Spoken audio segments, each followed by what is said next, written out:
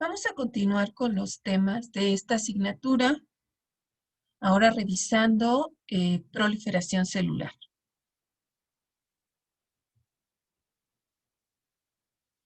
Respecto a las células, que son la unidad fundamental de todos los organismos, sabemos que existen como organismos aquellos que son formados por una sola célula, conocidos como unicelulares. En el caso de este ejemplo, pues las bacterias y los virus, y en donde esta célula compite para sobrevivir y para mantener su división celular dependiendo de las condiciones del medio externo. Estas condiciones que le permiten a estas células sobrevivir y dividirse tiene que ver con la disponibilidad de nutrimentos y también con la temperatura.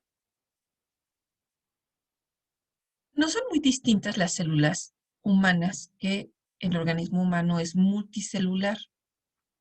Sin embargo, a pesar de que son las mismas señales los que le permiten sobrevivir y dividirse, las células tienen una característica en común, que cooperan entre sí. Cada célula envía y recibe y sensa señales del medio externo o las señales que recibe de otras células que se encuentran cercanas a ella. Por lo tanto las células unicelulares como las multicelulares de diferentes organismos se comportan de forma homogénea. Todas trabajan, se dividen y mueren. El organismo humano está formado aproximadamente por 3.72 por 10 a la 13 células, cada una especializada en diferentes líneas. Cada linaje celular, debido a que tiene una función específica, tiene una vida media distinta. Que en el caso de las células del intestino delgado, esta está entre 1.3 a 1.6 días de vida. El estómago, cerca del píloro, entre 1.8 y 1.9. En el caso particular de la tráquea, que a pesar de que forma parte del tracto gastrointestinal, tiene funciones, la tráquea que forma parte del sistema respiratorio, que tiene funciones solamente de tránsito de oxígeno. Su vida media es de 47.5 días. El número de días de la vida media de cada una de las células va a depender de la función. Tiene una elevada función o constante función el proceso de digestión y absorción de los alimentos, y es por lo tanto que el intestino delgado tiene esa vida media. En el caso del estómago, cerca del píloro, debido a que las células intestinales también están en una constante función, y además del pH ácido del estómago, pues también tienen que estar siendo recambiadas constantemente. Los glóbulos rojos tienen una vida media de 120 días.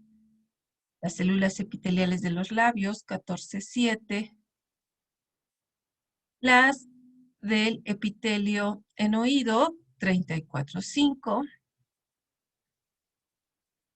Y en el caso particular de unas células, principalmente las neuronas y los cardiomiocitos, que se pensaba que no se recambiaban nunca, bueno, pues sí hay algún recambio. Sin embargo, este recambio es a tasas muy bajas, 1% para las neuronas y 0.45% para los cardiomiocitos, y este recambio es anual.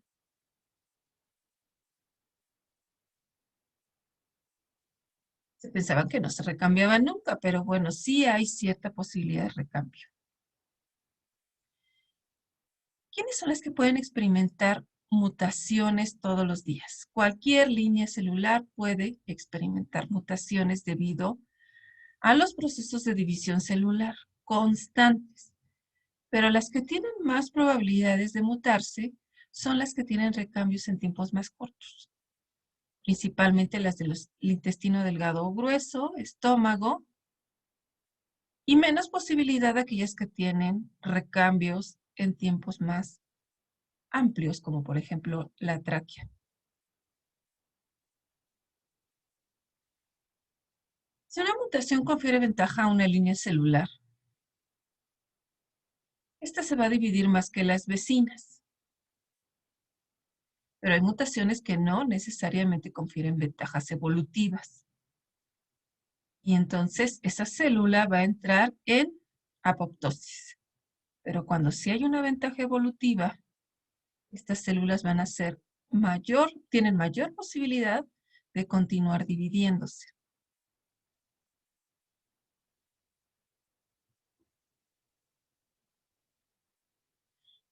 De forma normal, la proliferación celular se realiza de la siguiente manera. De una célula sana hay una partición celular y esta célula sana se divide en dos. Si por alguna razón, durante el proceso de división celular de alguna de estas copias,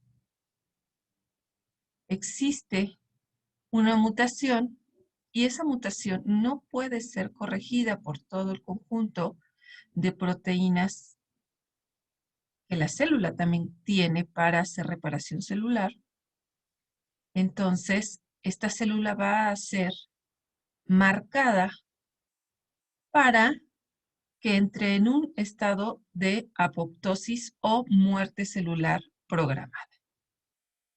Y solamente sobrevivirá o se mantendrá activa aquella célula que no tenga ningún daño, principalmente en la secuencia de ADN.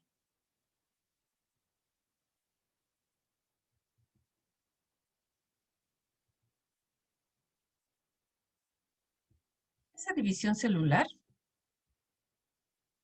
es el ciclo celular. Este ciclo celular se lleva a cabo en dos grandes fases. Una es la interfase y otra es la fase M. En la interfase,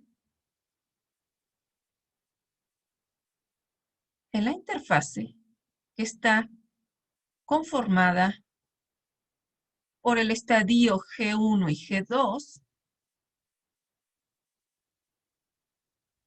existe un aumento en el tamaño de la célula, en la síntesis de proteínas, en la síntesis de organelos y en la fase S se duplica su material genético. Entonces, ¿qué es lo primero que tiene que pasar? En las diapositivas, en dos diapositivas anteriores indicábamos que lo primero que es necesario antes de que se inicien estas fases es que la temperatura sea óptima y la disponibilidad de nutrientes sea adecuada o suficiente y que haya señalización para que la célula entre en un ciclo de división celular. Una vez que estas tres condiciones anteriores son cumplidas, entonces inician el aumento del tamaño, síntesis de proteínas y de organelos. Cuando ya la célula tiene un tamaño suficiente para que sea posible dividirla en dos, entonces en la fase S se duplica su material genético. En la imagen de la izquierda nosotros vemos todos los puntos del ciclo celular. Quedamos nuevamente la fase G1 y G2, en donde nuevamente en esta imagen Se indica las estructuras necesarias para iniciar con la división celular. La condensación de cromosomas, la migración de esos cromosomas y entonces, previo a esta división o a la migración de los cromosomas a los polos de las células, ya y los cromosomas duplicados, entonces el citoplasma se divide. Una vez que este citoplasma se divide, inicia nuevamente el proceso de incremento del tamaño del citoplasma de la célula recientemente dividida. Y la síntesis de enzimas y otras moléculas que serán necesarias para la función óptima de esta célula recientemente formada. En esta fase M es donde se reparte el material genético a cada una de las células hijas. Y en la fase M es donde se realizan los procesos de profase, metafase, anafase, telofase y citocinesis. Entonces, esta fase M realmente indica ya no la duplicación de organelos o síntesis de proteínas o incremento de tamaño, sino realmente implica la migración, como veíamos en esta figura, la migración del material genético a cada una de las células hijas, con el fin de iniciar ya el ciclo o la fase de división celular.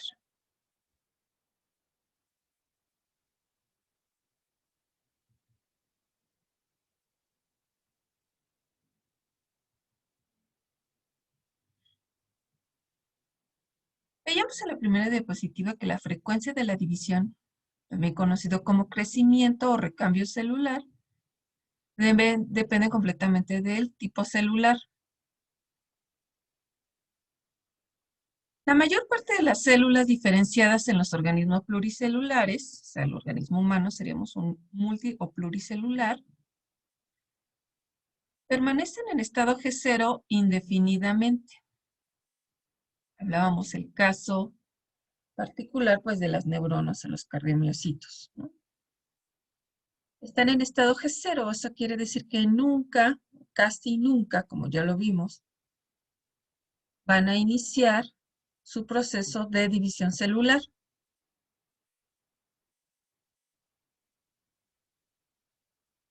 Y constantemente las neuronas pues no vuelven a entrar en estado G1, porque entrar en estado G1 significa iniciar el proceso de división celular. Sin embargo, en contraparte con esto, las células cancerosas son incapaces de entrar en estado G0 y se dividen de manera continua.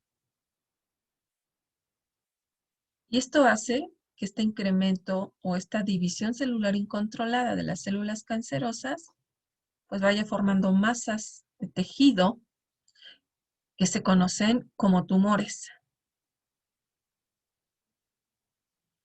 Las células embrionarias, que serían el linaje celular, con un corto tiempo, con el menor corto tiempo de división, se dividen cada 30 minutos. Entonces, bueno, el proceso de división celular es el mismo. Sin embargo, la frecuencia con que este proceso se realiza en las células, pues da de depender, como dice la diapositiva, del tipo celular o de la condición patológica, en el caso particular del cáncer.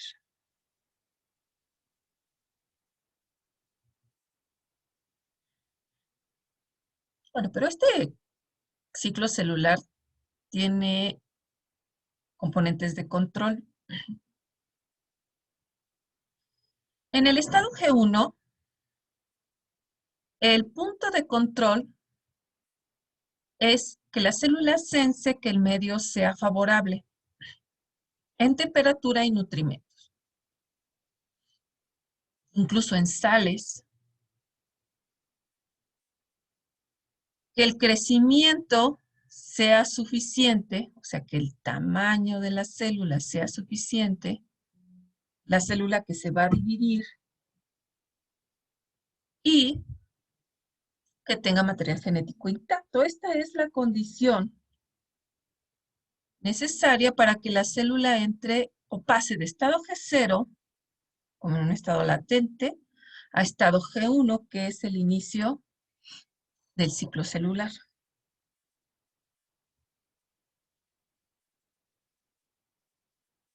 Aquí es donde uno entiende bien cómo es que un niño o un feto que se está gestando no tiene un adecuado crecimiento o formación de nuevas células, lo que garantiza la ganancia de peso o de longitud. Porque si no sus células sensan que hay un estado favorable, principalmente en el caso de los niños desnutridos, un estado favorable de nutrimentos o de sales, pues estas células que tienen el potencial de crecer, de formar masa y tejido, pues no van a pasar de estado G0 o va a haber una limitante en pasar de estado G0 a pasar a estado G1. Estos son los puntos de control de una célula en un estado latente. Pero cuando ya la célula pasó de G1 y ahora tiene que pasar a G2,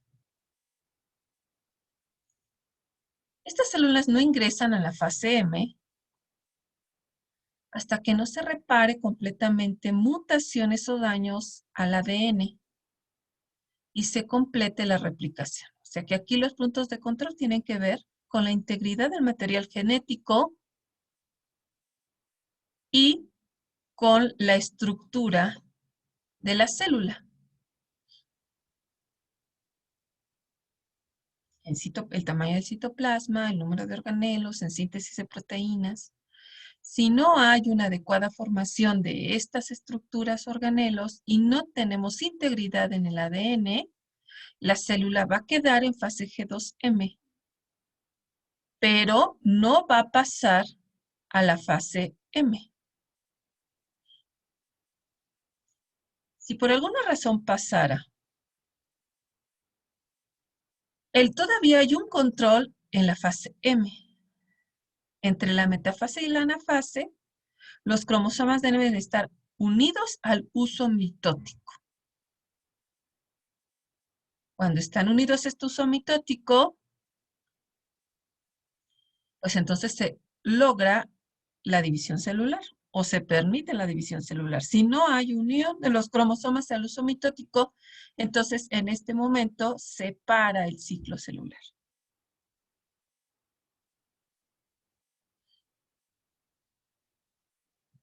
Fuera de la célula también hay señalizadores de control celular. Son células o son moléculas, no son células, son moléculas extracelulares que vienen de otras células. ¿Quiénes son ellas? El factor de crecimiento epidérmico, EGF, que tiene su fuente en la glándula submaxilar, es una hormona que promueve la proliferación celular de estas líneas celulares. La eritropoyetina, que se sintetiza en el riñón, que es cuando el riñón se daña, principalmente pacientes con diabetes, y se pierde la capacidad de síntesis de eritropoyetina, entonces se pierde la capacidad de esta hormona de promover la proliferación y diferenciación de eritrocitos. Es por eso las anemias tan graves en pacientes diabéticos con daño renal o pacientes con daño renal, aunque no sea por diabetes. El factor de transformación beta inhibe la proliferación de macrófagos y linfocitos, la interleucina 3 y 12, que son secretadas por las células T y las células B y los macrófagos, son un potente señalizador de crecimiento de células hematopoyéticas progenitoras y la proliferación de las células NK. Y los interferones, que también son producidos por los macrófagos y los neutrófilos, estimulan la inducción de la síntesis de proteínas. Entonces, no solamente hay sistemas de control interno, sino también hay señalizadores y sistemas de control externo. Si no existe el factor de crecimiento o el factor señalizador extracelular, pues entonces no se va a iniciar el ciclo de división celular. Porque también estos determinan el inicio de los ciclos celulares. Bueno, hay muchos más factores de crecimiento, ¿verdad? O factores de señalización. En esta tabla solamente ponemos algunos ejemplos. Los anteriores eran señalizadores extracelulares. Estos son los mecanismos de control interno del ciclo celular. ¿Quiénes son los responsables de ese control de las fases del ciclo dentro de las células? Las ciclinas y las quinasas dependientes de ciclinas. Que las llamaremos a estas quinasas dependientes de ciclinas CDK. CDK son quinasas dependientes de ciclinas. Y las ciclinas. Ambas son proteínas, por supuesto. Son dos tipos distintos de proteínas, pero a su vez son complementarias. Las ciclinas no tienen actividad enzimática.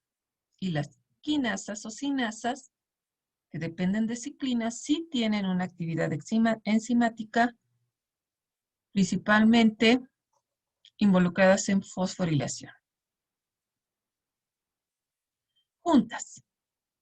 Las ciclinas, hay muchas ciclinas, ahora vamos a identificarlas, y las quinasas forman el factor FPR.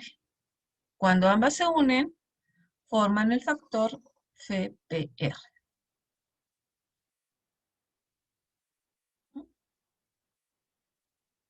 Estas son todas las ciclinas que se sintetizan durante el ciclo celular. La primera ciclina, la ciclina D, en la fase G1, a mediados o a la mitad de la fase G1 inicia la síntesis de la ciclina E, que tiene su pic cuando termina la G1, y empezamos con la fase S. A mediados de la fase S, esa ciclina E desaparece, pero ya se encuentra creciendo la síntesis de la ciclina A, que tiene su pic en la fase G2, y después decae esa ciclina A, y al inicio de la fase S se sintetiza o inicia la síntesis de la ciclina B, que declina esta ciclina B a mediados o a la mitad de la mitosis. La que realmente es horizontal a todo el proceso, que inicia desde G1 y decae al final de la mitosis, es la ciclina D. Pero al interior de la ciclina D o al interior de las fases, hay síntesis entre pics de otras ciclinas. Esto permite que el control del ciclo celular relacionado con ciclinas tenga un patrón particular. Hay un patrón particular. Horizontal es la ciclina D para todos, pero hay un patrón particular porque ciclina E está involucrada en la primera parte del proceso de división celular, ciclina A, la segunda y tercera parte del ciclo de división celular y ciclina B en la última fase del ciclo de división celular.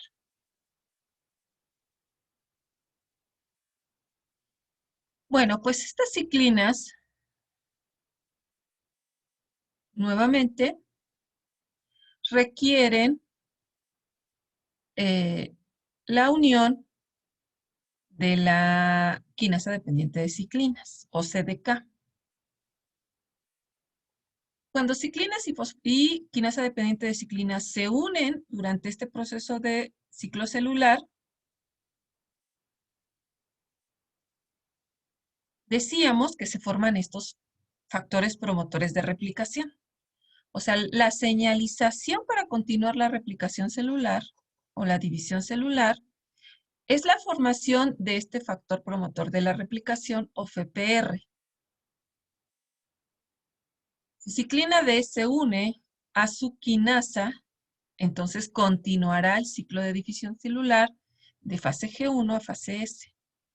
Si ciclina E se une a su quinasa, dependiente de ciclina, pues entonces se favorecerá la continuación del crecimiento del ciclo celular.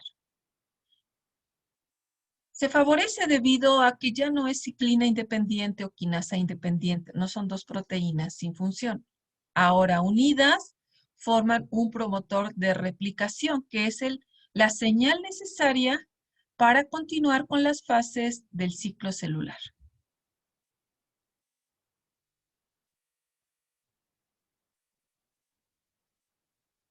Como ya veíamos en la diapositiva anterior y ahora lo vemos en esta nueva imagen, las ciclinas se sintetizan y se degradan en las diferentes fases del ciclo celular.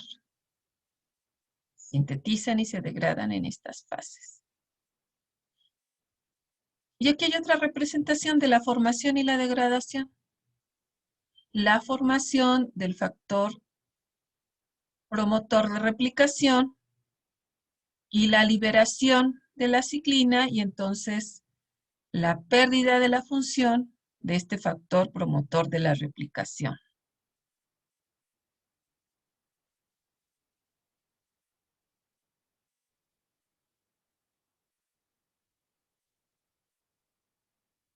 Muy bien. Como son proteínas, tanto ciclina como las quinasas, este complejo del factor promotor de la replicación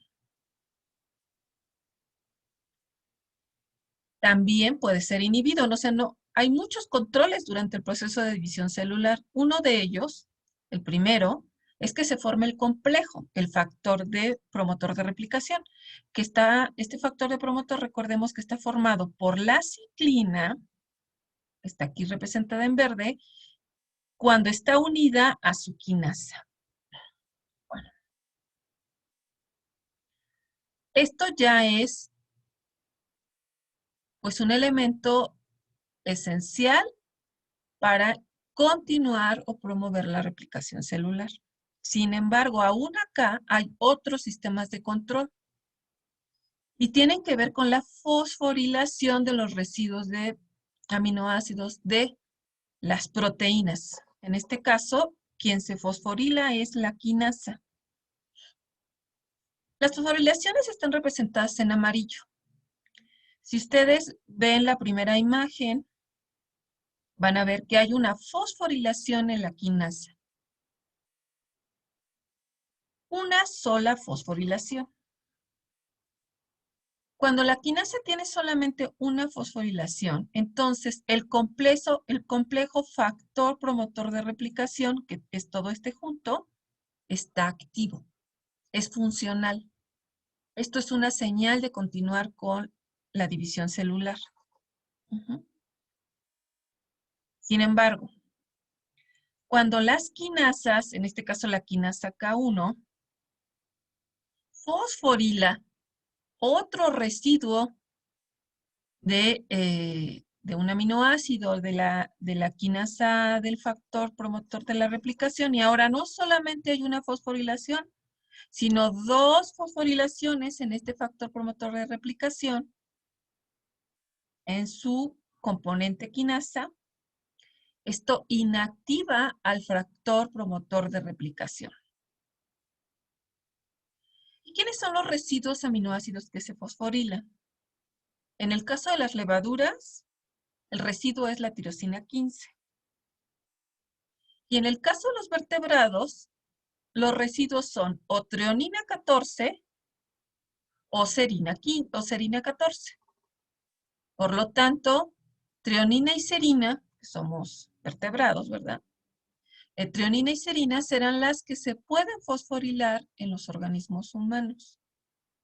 Treonina y serina. Treonina 14 y serina.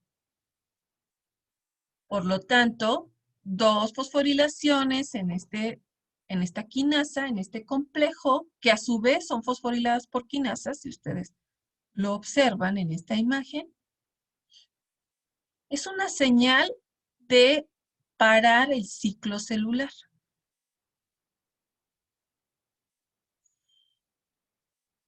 Estos procesos de inactivación son gatillados cuando existen errores en la secuencia de ADN durante el proceso de copia de ADN para la formación de una nueva célula. O cambia el medio externo. Se incrementa la temperatura corporal, se limita ya la disponibilidad de nutrientes, o hay señalizadores hormonales que llegan a la célula que está en proceso de división celular.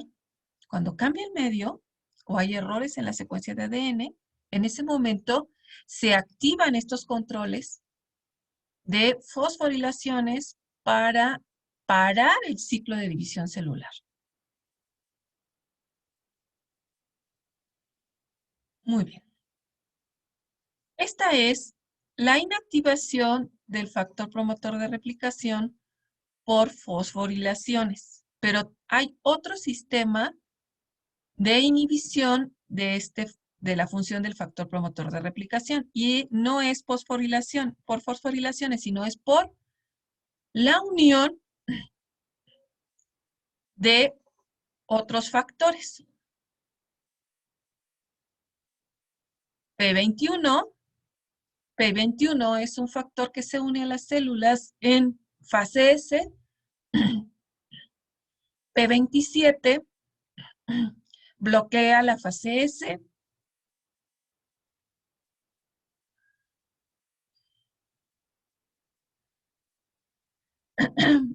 Perdón.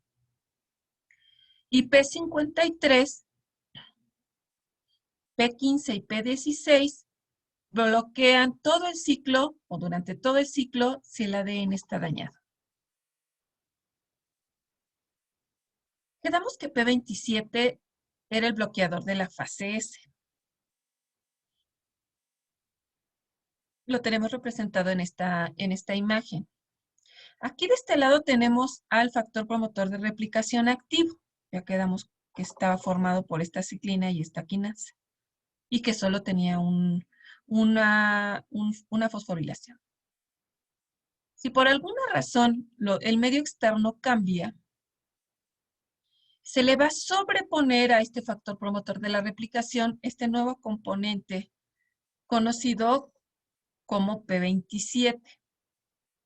Si es que este ciclo celular se encuentra en la fase S, ya quedamos que si está en otras partes del proceso de división celular, también habrá otros componentes que se le puedan unir a este factor promotor de replicación.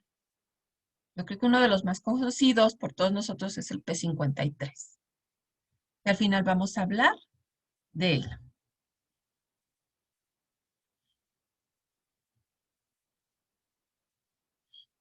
En esta imagen nuevamente tenemos pues todos los componentes ciclina quinasa que están involucrados en las diferentes partes del ciclo celular. Del lado izquierdo, repasemos, tenemos a una célula en G0, parte superior izquierda. Tenemos a la célula en G0, quiere decir una célula que está funcionando, está latente, pero que no está en un estado de división celular. tiene que haber señalizaciones de los factores de crecimiento y una señalización en medio externo óptima, que damos temperatura y nutrimentos principalmente, sales, para que entonces se dé la señal de que la célula pase de G0 a G1. G1A. G1A a G1B, todavía en la fase G. Hay otros señalizadores celulares que son responsables de continuar con el ciclo celular. En el caso de G1A, G1B, es la ciclina D y la quinasa 4, quienes juntas forman el factor promotor de replicación y entonces es la señal para continuar de G1A y pasar a G1B. Para que la célula pase de G1B o G1C, nuevamente tiene que formarse otro factor promotor de replicación, que ahora está formado por ciclina E y quinasa 2. Juntas son la señal para pasar de G1B a G1C.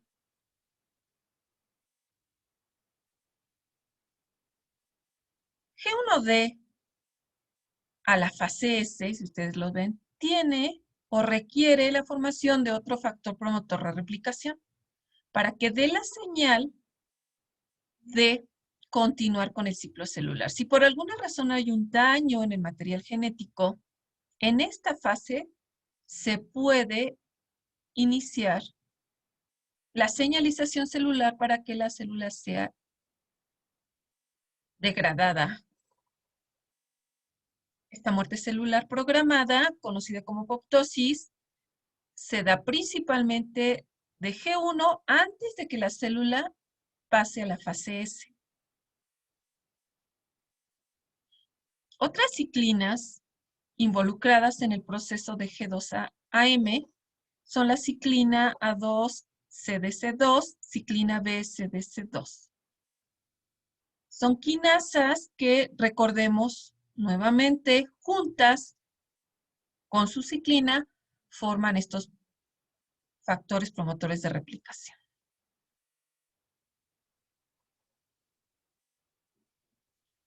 Muy bien. Al exterior tenemos las señalizaciones de continuar o bloquear el ciclo celular. Más bien de continuar el ciclo celular.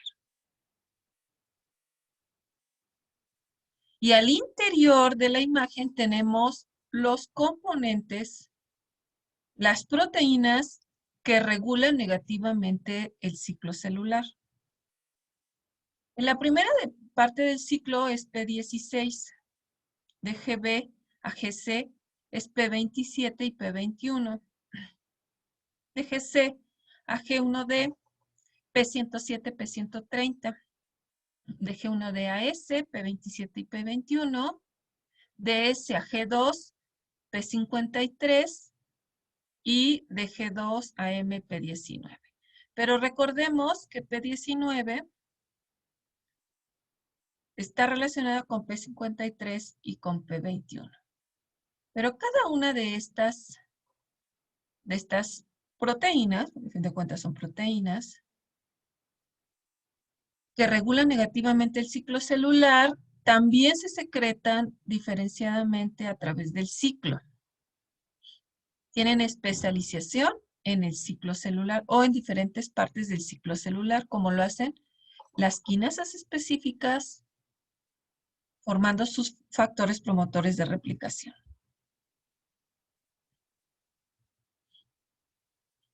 El guardián del genoma es P53, ¿verdad? Vamos a regresar un poco antes para poder ver dónde está ubicado P53. En esta diapositiva lo ubicamos en la fase S del ciclo celular.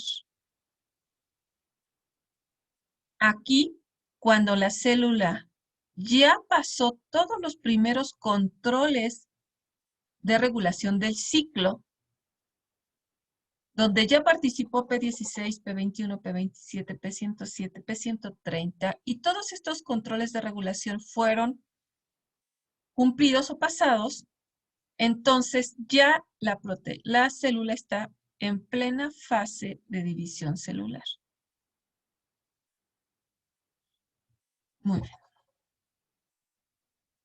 Sin embargo, si existe disfunción en los telómeros, hipoxia celular, señales de que hay una hiperproliferación, o bien se detecta algún tipo de defecto en la secuencia del ADN recién copiado, entonces P53 es activado. P53, conocido nuevamente como el guardián del genoma, es una proteína supresora de tumores. Es un factor de transcripción que reprime también o estimula la transcripción de más de 50 genes. Otra cosa que es importante, esto no solo es una proteína que bloquea al factor promotor de replicación, también además tiene una función de ser un factor de transcripción, que en próximas clases pues vamos a tener muchos más elementos para entender qué es esto del factor de transcripción.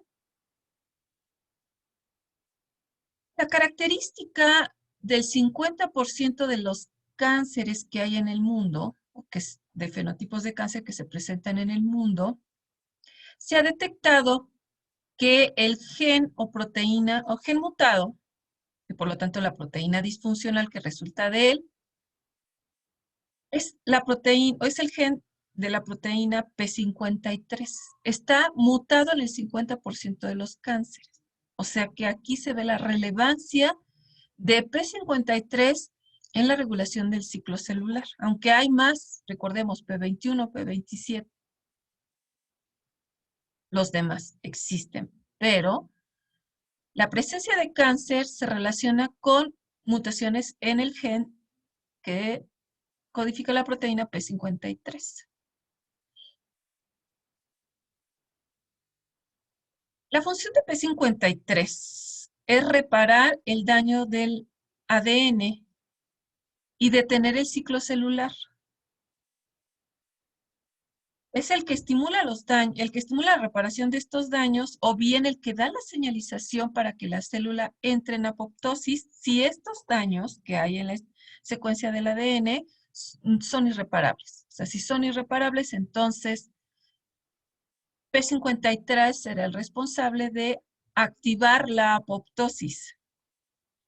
¿Y quiénes son las proteínas que se activan o los genes que se activan estimulados por P53, VAX, PUMA, NOXA y PERP?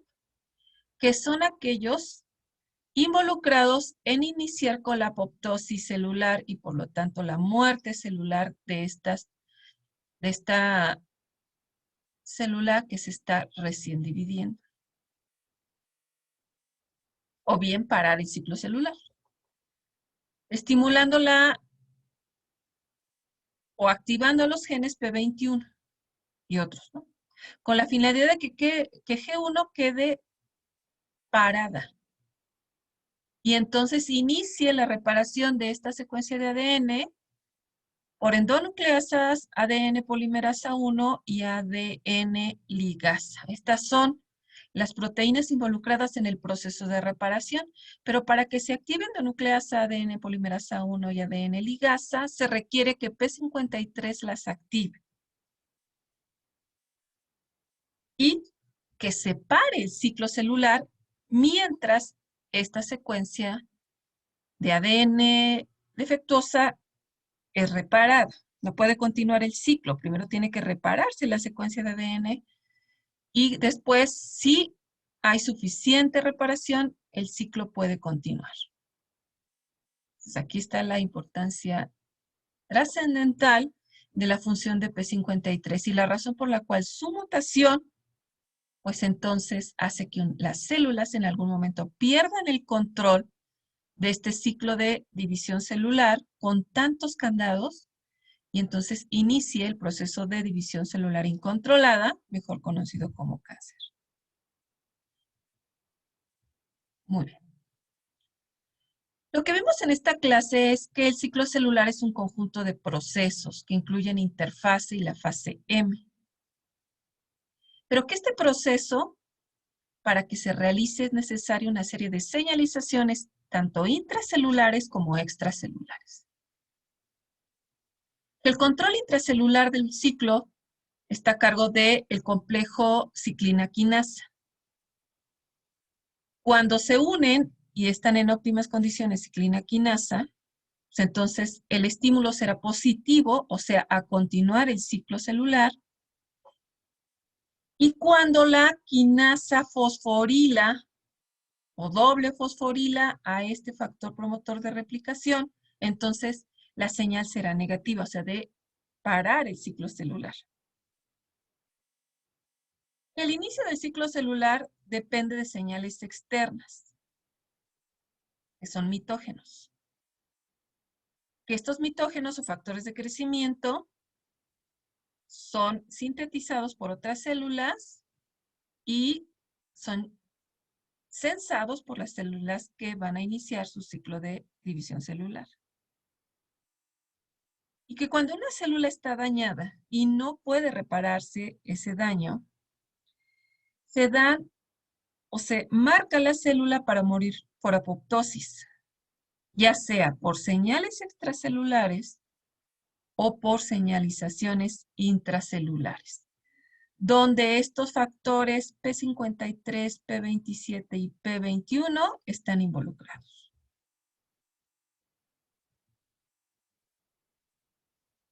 Gracias por atender esta clase.